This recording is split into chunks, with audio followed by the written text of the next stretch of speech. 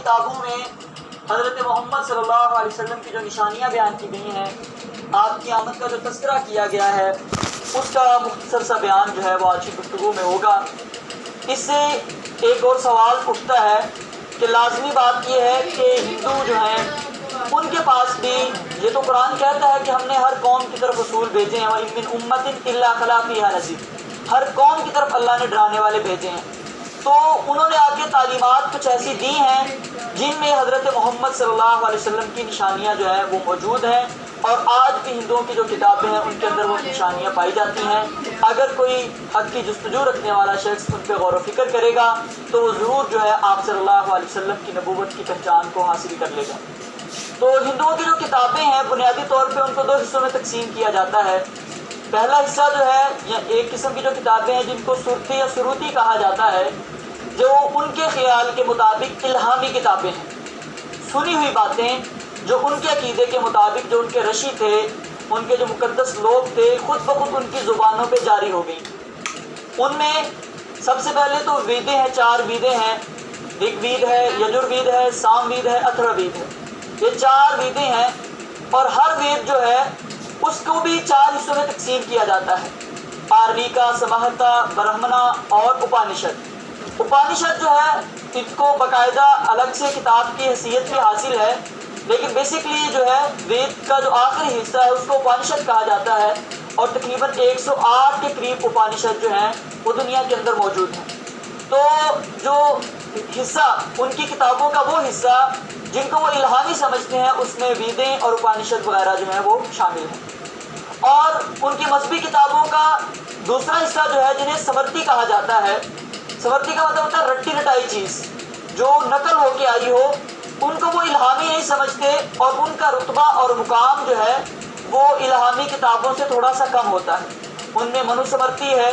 جو کہ ان کے ہاں ایک قانون کی حیثیت رکھتی ہے، ان کا ایک یوں سمجھ لے کہ پوری قوم کا ایک لا ہے منو سمرتی کے اندر۔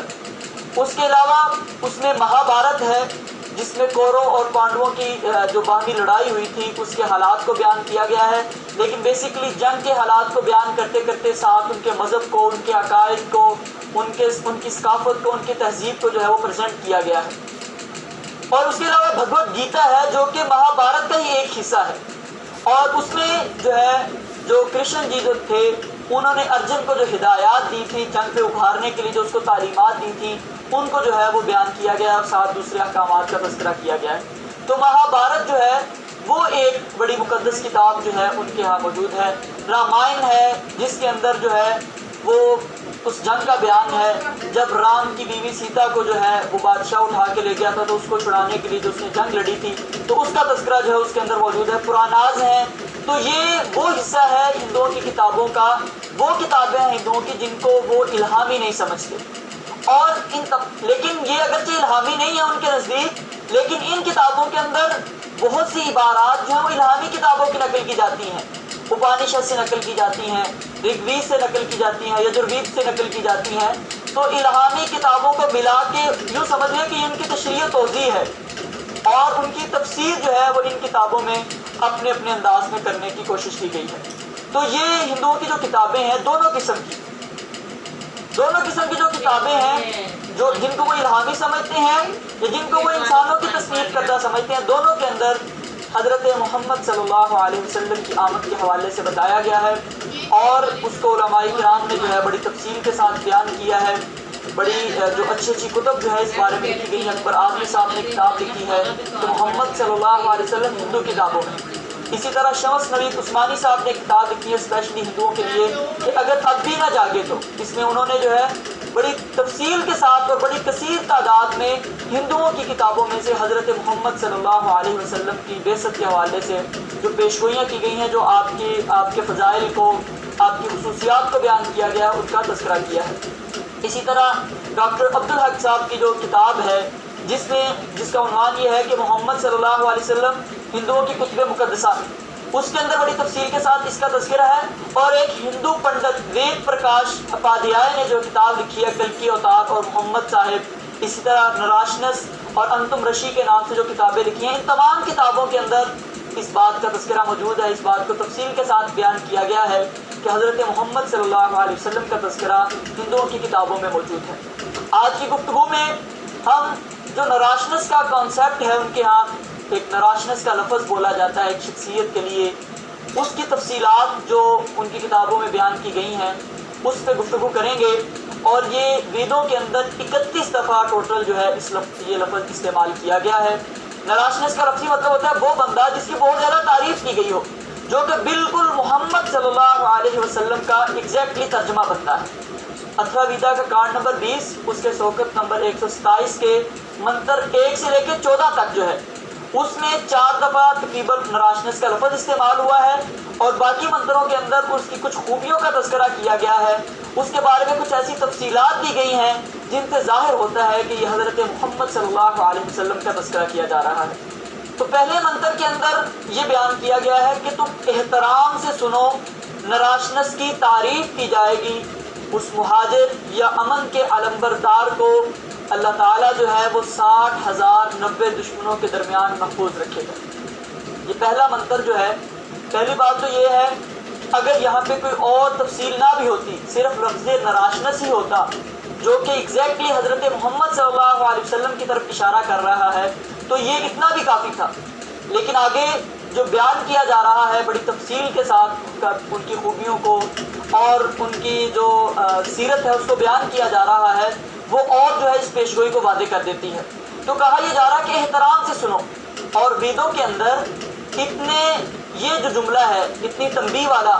اور کسی جگہ پہ موجود نہیں ہے۔ اس سے پتہ چلتا ہے کہ کسی بڑی مقدس شخصیت کا جو ہے یہاں پہ تذکرہ شروع ہونے والا ہے۔ تو احترام سے سنو، نراشنس کی تعریف کی جائے گی۔ ایک تو اس سے پتہ چلتا ہے کہ یہ مستقبل میں ہونے والا کوئی واقعہ ہے کہ تعریف کی جائے گی، اور محققین کا خیال یہ ہے کہ اتھرا ویدا جو ہے جس سے ہم یہ عبارات پیش کر رہے ہیں یہ آخری وید ہے، اور یعنی سب سے آخر میں یہ لکھی گئی ہے۔ اس کا مطلب یہ ہے کہ اس کے بعد وہ نبی آنے والا ہے جس کا یہاں پہ تذکرہ ہو رہا ہے۔ اور جو پہلی وید جس کو کہا جاتا ہے رگ وید، اس کے اندر جو ہے وہ سکندر اعظم کے دور کی کچھ باتیں جو ہے وہ ہمیں ملتی ہیں۔ اس کا مطلب یہ ہے کہ یہ تقریباً حضرت عیسیٰ علیہ السلام کے زمانے کے قریب کی کوئی بات ہے۔ اس وقت یہ کہا جا رہا ہے کہ اس کی تعریف کی جائے گی۔ اور پھر واقعتاً اگر دیکھا جائے تعریف کے حوالے سے حضرت محمد صلی اللہ علیہ وسلم کی جتنی تعریف کی گئی ہے، جتنی کتابیں آپ کی شان میں لکھی گئی ہیں، آپ کی سیرت کو جس قدر بیان کیا گیا ہے، اور صرف مسلمانوں نے ہی نہیں بلکہ غیر مسلموں نے بھی کتنے اچھے انداز میں کتنی عقیدت کے ساتھ آپ کی نعت لکھی ہے۔ خود ہندوؤں کے اندر بہت زیادہ مصنف ایسے ہیں جنہوں نے آپ صلی اللہ علیہ وسلم کی سیرت کو لکھا ہے، ایسے شاعر موجود ہیں ہندوؤں کے اندر جنہوں نے آپ صلی اللہ علیہ وسلم کے بارے میں شاعری کی ہے، آپ کی نعت کو بیان کیا ہے۔ تو یہ بھی بات کہ اس کی تعریف کی جائے گی۔ اور پھر یہاں پہ کہا گیا کہ اس مہاجر کو یا امن کے علمبردار کو، یہاں پہ لفظ یوز کیا گیا قرب، جس کے دو معنی ہوتے ہیں۔ ایک ہوتا ہے مہاجر، اگر مہاجر والا معنی لیا جائے تو اللہ کے نبی صلی اللہ علیہ وسلم مہاجر بھی تھے، آپ نے مکہ سے مدینہ کی طرف ہجرت کی۔ اگر دوسرا معنی لیا جائے امن کا علمبردار، تو واقعتاً حضرت محمد صلی اللہ علیہ وسلم امن کے علمبردار بن کے آئے۔ آپ صلی اللہ علیہ وسلم جب مبعوث ہوئے تو پورا عرب جو ہے وہ فتنوں کے اندر مبتلا تھا، لڑائیاں، قبائل کی جھگڑے، اور پھر اگر عالمی سطح پہ دیکھا جائے تو کیسر و کسریٰ کی آپس کے اندر لڑائیاں، اور پورا وہ خطہ جو ہے بلکہ پوری دنیا جو ہے وہ جنگوں کی آماجگاہ بنی ہوئی۔ لیکن آپ صلی اللہ علیہ وسلم کی آمد سے پوری دنیا میں جو ہے ایک امن و امان کی فضا قائم ہوئی۔ تو آپ امن کے علمبردار بن گیا، اور کتنی باریک بینی کے ساتھ کہا گیا کہ اللہ تعالیٰ اس کو 60,090 دشمنوں کے درمیان میں محفوظ رکھے۔ بعض محققین نے جو ہے وہ مکہ کی آبادی کا اندازہ لگانے کی کوشش کی ہے کہ اس کی آبادی 60,000 کسی طریقے سے بن جائے، لیکن پتہ یہ چلتا ہے کہ دشمن تو وہ ہوتے ہیں جو لڑائی کے قابل ہو، جن سے جان کا خطرہ ہو، ان سے تو محفوظ رکھنا ہے۔ اور اگر دیکھا جائے تو قریش کے لوگ اور ان کے حلیف جو قبائل تھے وہ تقریباً 10,000 تھے جو مختلف جنگوں میں آپ کے مقابلے میں آتے رہے، اور پھر غزوہ احزاب کے موقع پہ ایک پورے لشکر کی شکل میں آپ صلی اللہ علیہ وسلم کے خلاف انہوں نے چڑھائی کی۔ 10,000 وہ ہو گئے، 10,000 یہودی تھے جو مختلف جو ہے جنگوں کے اندر، جھڑپوں کے اندر آپ کے مخالف آئے، آپ کے خلاف باتیں کرتے رہے، آپ کو شہید کرنے کی سازشیں تیار کرتے رہے، اور پھر غزوہ خیبر کے موقع پہ جو ہے وہ جمع ہو کے آپ صلی اللہ علیہ وسلم کے مقابلے میں آئے۔ اور دو قوتیں یہ ہو گئیں جن سے آپ کا سامنا رہا ہے، ایک عرب کے لوگ، دوسرے یہودی، اور تیسری قوت کیسر کی روم کے لوگ جن کے خلاف جو ہے غزوہ تبوک کے موقع پہ آپ نکلے تھے، جو آپ پہ حملہ آور ہونا چاہتے تھے، اور رومی لشکر کی تعداد اس وقت 40,000، تو یہ 60,000 لوگ کل ہو گئے۔ 80 لوگ تھے منافقین میں سے وہ جو غزوہ تبوک سے پیچھے رہ گئے تھے، اور 13 کے قریب وہ لوگ تھے جو غزوہ تبوک میں آپ کے ساتھ گئے تھے، لیکن واپسی پہ انہوں نے آپ صلی اللہ علیہ وسلم کو شہید کرنے کا پروگرام بنایا تھا۔ ان میں سے 3 جو ہے وہ تائب ہو گئے تھے، انہوں نے توبہ قبول کر لی تھی۔ 80 اور 10 یہ 90 ہو گئے، 60,000 وہ 60,000 90 دشمنوں کے درمیان اللہ تعالیٰ نے حضرت محمد صلی اللہ علیہ وسلم کو محفوظ رکھا۔ اور پھر دوسرے منتر کے اندر یہ کہا گیا ہے کہ اس کی سواری اونٹ ہوگی، اس کی 12 بیویاں ہوں گی، وہ اتنی فضیلت والا ہوگا، اس کی سواری اتنی تیز ہوگی کہ آسمانوں کو چھو کے اتر آئے گی۔ اب دیکھیں کتنے واضح انداز میں حضرت محمد صلی اللہ علیہ وسلم کی آمد کو بیان کیا جا رہا ہے۔ پہلے تو یہ کہا گیا کہ اس کی سواری اونٹ ہوگی، مطلب یہ ہے کہ وہ نبی میدانی علاقے میں نہیں بلکہ ریگستانی علاقے میں مبعوث ہوگا، اور عرب کے اندر جو ہے اونٹ کو بطور سواری جو ہے وہ استعمال کیا جاتا تھا۔ اس سے ایک اشارہ یہ بھی ملتا ہے کہ وہ نبی جو ہے وہ ایسے زمانے میں اس کو مبعوث کیا جائے گا جب اونٹ جو ہے وہ سواری کے طور پہ استعمال کیے جاتے ہوں گے، نہ کہ وہ موٹر کاریں اور ہوائی جہاز کے زمانے میں اس نبی کو مبعوث کیا جائے گا۔ تو یہ جو ہندو جو ابھی تک جو ہے اس کا انتظار کر رہے ہیں، تو یہ فضول میں اس کا انتظار کر رہے ہیں، بلکہ یہ تو حضرت محمد صلی اللہ علیہ وسلم تھے جو آ چکے ہیں۔ اور اس سے یہ بھی پتہ چلتا ہے کہ وہ نبی جو ہے وہ آریہ نسل سے نہیں ہوگا، برہمن نہیں ہوگا، ہندو دھرم کے مطابق عمل کرنے والا نہیں ہوگا، کیونکہ ہندو دھرم میں ان کے نزدیک یہ ہے کہ نبوت جو ہے وہ برہمن کے ساتھ خاص ہے۔ اب اگر نبوت برہمن کے ساتھ خاص ہے، اور ساتھ یہ بھی ہندو دھرم کے اندر بات ہے کہ جو برہمن ہے وہ اونٹ کی سواری نہیں کر سکتا، اب وہ نبی اونٹ کی سواری کرے گا، اس کا مطلب ہے کہ وہ برہمن نہیں ہوگا۔ اچھا، اگر وہ برہمن ہوگا، برہمن نہیں ہے، تو اس کا مطلب ہے وہ آریہ نسل سے بھی نہیں ہوگا، کیونکہ ہندو دھرم کے مطابق نبوت جو ہے وہ برہمنوں کے ساتھ خاص ہے۔ آریہ نسل میں سے صرف برہمن لوگ جو ہیں وہ نبی بن سکتے ہیں، کوئی اور نہیں بن سکتا۔ تو اس سے پتہ یہ چلتا ہے کہ وہ نبی نہ تو برہمن ہوگا، نہ آریہ نسل میں سے ہوگا، نہ ہندو دھرم پر ہوگا۔ تو وہ کون تھے؟ وہ حضرت محمد صلی اللہ علیہ وسلم تھے، جو عرب کے علاقے میں جن کو مبعوث کیا گیا۔ اور پھر کہا گیا کہ ان کے جو ہے 12 بیویاں ہوں گی، اور ایگزیکٹلی حضرت محمد صلی اللہ علیہ وسلم کی بیویوں کی تعداد 12 تھی، حضرت ریحانہ کو شامل کر کے۔ اور پھر اس سے یہ اشارہ ملتا ہے کہ وہ عرب کی طرف مبعوث ہو، کیونکہ جو پہلے منتر میں لفظ استعمال کیا گیا وہ روشن کا ہے، جو کہ دشمن کے لیے بھی استعمال کیا جاتا ہے اور عرب کے لوگوں کے لیے بھی استعمال کیا جاتا ہے، یعنی وہ لوگ جو ہے عرب کے ہوں گے جو حضرت محمد صلی اللہ علیہ وسلم کی مخالفت کریں گے، تو اس کا مطلب ہے وہ نبی جو ہے وہ عرب میں سے آئے گا۔ پھر 12 بیویوں کا تذکرہ کرنے کے بعد کہا گیا کہ وہ بہت فضیلت والی اور عظمت والی شخصیت ہے، اور اس کی سواری کتنی تیز ہوگی کہ آسمان کو چھو کے اترے گی۔ تو یہاں پہ حضرت محمد صلی اللہ علیہ وسلم کے واقعہ معراج کو بیان کیا جا رہا ہے کہ وہ آسمانوں کی سیر کے لیے جائیں گے، اور آپ کو واقعتاً تیز رفتار سواری جو ہے وہ راک کی شکل میں جو ہے وہ دی گئی، اور آپ صلی اللہ علیہ وسلم آسمانوں کی سیر کر کے جو ہے وہ واپس تشریف لائے۔ تو یہ پیش گوئی کا حصہ بھی جو ہے وہ آپ کی ذات پہ دلالت کرتا ہے کہ اس کی سواری آسمان کو چھو کر آ جائے۔ اور پھر تیسرے منتر میں یہ کہا گیا کہ اس مامہ رشی کو 100 اشرفیاں دی جائیں گی، 10 ہار دیے جائیں گے، 300 گھوڑے دیے جائیں گے، اور 10,000 گائیں جو ہے وہ ان کو عطا کی جائیں گی۔ اب یہاں پہ دیکھیں لفظ استعمال ہوا ہے مامہ کا، یہ تو ویسے ہی محمد کا جو ہے بگڑا ہوا تلفظ محسوس ہوتا ہے، اور جب ایک لفظ دوسری زبان میں جاتا ہے تو وہ تھوڑا سا تبدیل ہو جاتا ہے، جیسے یوحنا کا لفظ ہے، اسی طرح جو ہے یوئیل کا لفظ ہے، اسی طرح جو ہے یوحنا کو جوہن کہہ دیا جاتا ہے انگلش کے اندر، ٹھیک ہے، اور مسلمانوں کے ہاں ان کو یحییٰ کہا جاتا ہے، یحییٰ یوحنا بن گیا۔ تو اس طرح جو ہے وہ تبدیلیاں آ جاتی ہیں الفاظ میں۔ ایک تو رائے یہ ہے کہ یہ مامہ جو ہے یہ محمد علیہ السلام کا ہی سنسکرت کے اندر جو ہے وہ نام ہے، اگر ایگزیکٹلی وہ نام نہ بھی ہو تو مامہ کا اگر ترجمہ کیا جائے تو وہ بھی یہی بنتا ہے کہ بہت زیادہ تعریف کیا گیا، تو یہ بھی حضرت محمد صلی اللہ علیہ وسلم کی طرف ہی اشارہ کرتا ہے۔ اب کہا کیا جا رہا ہے کہ ان کو 100 اشرفیاں دی جائیں گی۔ اشرفیاں چونکہ سونے کی ہوتی ہیں، اور وید کے اندر یہ بھی بیان کیا گیا ہے کہ سونا جو ہوتا ہے یہ روحانی طاقت کو ظاہر کرتا ہے، اس کے مظہر کے طور پہ اس کو استعمال کیا جاتا ہے، اس کے لیے استعارے کے طور پہ استعمال ہوتا ہے۔ اب 100 شفیعوں سے مراد ایسے 100 لوگ ہیں جو روحانی طور پہ بہت باکمال ہیں، بہت زیادہ روحانی قوت کے حامل ہیں، جن کا ایمان بڑا پختہ ہے. اور اس سے مراد جو ہے ہجرت حبشہ کرنے والے وہ لوگ ہیں جن میں 83 مرد اور 18 عورتیں شامل تھی، کل 101 تھے. اور عبید اللہ بن جہش جو تھے وہ وہاں پہ جا کے مرتد ہو گئے تھے. باقی 100 کی تعداد میں لوگ بچے، ان کی طرف یہاں اشارہ کیا جا رہا ہے.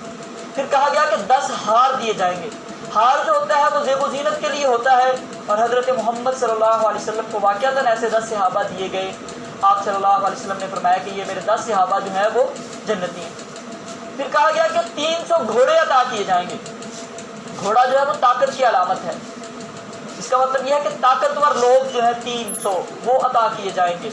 اور جنگ بدر میں مسلمانوں کی تعداد جو ہے 313 یا 14 تھی، اور ان میں سے 14 مسلمان شہید ہوئے. باقی 300 لوگ بچے جو باقی جنگوں میں آپ کے ہمرکاب رہے اور اپنی بہادری کے جو ہے وہ جوہر دکھاتے رہے. اسی طرح کہا گیا کہ 10,000 گائیں جو ہے وہ ان کو عطا کی جائیں گی. گائے جو ہے یہ ایک سیدھا سادہ شریف جانور جو ہے. اور ویسے بھی اردو ادب کے اندر بھی جو ہے گائے کو جس کی شرافت کو بیان کرنا ہو تو اس کے لیے بھینس کا یا گائے کا لفظ جو ہے وہ استعمال کر لیا جاتا ہے.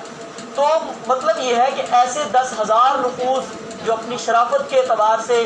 اپنی سادگی کے اعتبار سے دنیا کے لوگوں سے ممتاز ہوں گے. اور حضرت محمد صلی اللہ علیہ وسلم نے جب مکہ کو فتح کیا تو ایسے ہی 10,000 جاں نثار جو ہے وہ آپ کے ساتھ تھے. تو پیشگوئی کا یہ حصہ جو ہے یہ بھی حضرت محمد صلی اللہ علیہ وسلم کی نبوت کی طرف، آپ کی بعثت کی طرف دلالت کرتا ہے. پھر اگلے منتر میں یہ کہا گیا کہ اے احمد، اور اس کے لیے جو لفظ استعمال ہوا وہ ریب کا لفظ استعمال ہوا جس کا ایگزیکٹلی ترجمہ ہے احمد، زیادہ تعریف کرنے والا. اے احمد آپ حمد بیان کرو جس طرح چڑیاں چہچہاتی ہیں، یعنی خوبصورت انداز میں. اور واقعتاً آپ پہ جو کلام نازل کیا گیا قرآن پاک وہ واقعتاً بڑی سرور والی کتاب ہے. جب انسان اس کو سنتا ہے تو اس کو سرور محسوس ہوتا ہے، سکون محسوس ہوتا ہے. پھر کہا گیا کہ کینچی کی طرح آپ کے ہونٹ اور زبان چلتی ہے. جس طرح کینچی جو ہے وہ دو چیزوں کو علیحدہ علیحدہ کر کے رکھ دیتی ہے، کاٹ کے رکھ دیتی ہے، اس طرح آپ کے کلام کی نوعیت کو بیان کیا گیا کہ آپ بالکل واضح اور دو ٹوک بات کریں گے. منافقت کے لیے آپ کی تعلیمات میں کوئی جگہ نہیں ہوگی، یا تو اسلام ہے یا کفر ہے. اور واقعتاً آپ نے آ کے دو ٹوک انداز میں بات کی، حق اور باطل کے درمیان واضح فرق قائم کیا اور حق اور باطل کو علیحدہ علیحدہ کر کے دکھا دیا. جس طرح کینچی جو ہے وہ دو چیزوں کو علیحدہ علیحدہ کر کے دکھا دیتی ہے، کاٹ کے رکھ دیتی ہے. تو پیشگوئی کا یہ حصہ جو ہے یہ نشانی بھی حضرت محمد صلی اللہ علیہ وسلم کی طرف جو ہے وہ اشارہ کرتی ہے. پھر اگلے منتر میں یہ کہا گیا کہ حمد کرنے والے اپنی حمد کے ساتھ یا نمازیں پڑھنے والے